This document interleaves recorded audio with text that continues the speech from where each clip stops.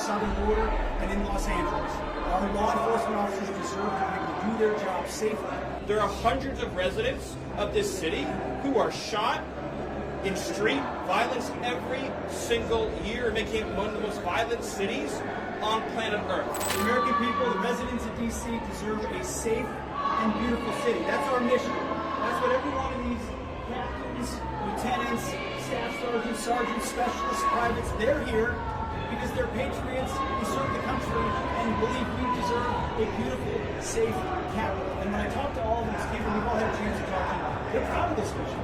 They're proud to be a part of making sure law and order is established here in the capital. We're resourcing with everything they need, working with our law enforcement partners. So the National Guard, the Defense Department, is proud to be standing with you and the President and ensuring we have a safe capital that is beautiful, that residents can come visit. We're committed to this mission just like the one at the southern border and in Los Angeles. Our law enforcement officers deserve to be able to do their job safely. And American citizens, putting American citizens and our country first, is something President Trump has emphasized from the beginning. So thank you to these troops. I know I always liked the cheeseburger when I was in uniform, so hopefully we can deliver a few of those. It's an honor to be here with you, and also thanks for everything you're doing. The Vice President for bringing us here today, and you, Secretary, for your leadership, and most importantly, to the men and women of the National Guard. I think here's the most important point. There are residents who lived in Washington, D.C. their entire lives. Their parents lived here, their grandparents lived here, and they have lived for generations in intolerable conditions of crime and decay. There are parts of the city, I moved from the city 20 years ago. There are places where I've seen graffiti that has been untouched for 2 decades. There are homeless encampments that have made it impossible for families to use public parks and public recreation for as long as I've lived here. There are hundreds of residents of this city who are shot in street violence every single year, making it one of the most violent cities on planet Earth.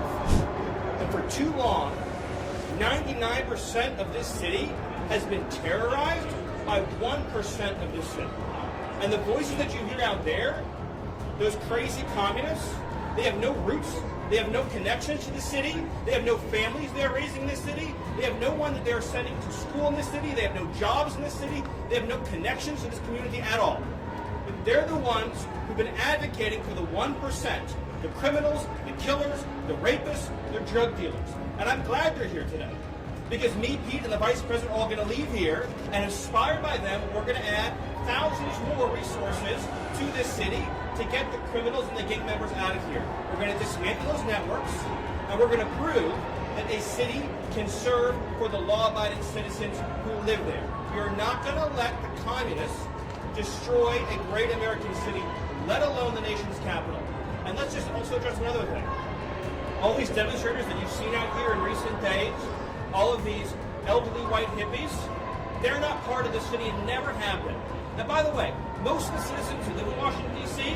are black. This is not a city that has had any safety for its black citizens for generations. And President Trump is the one who is fixing that with the support of the Metropolitan Police Department, the support of the National Guard, and our federal law enforcement officers.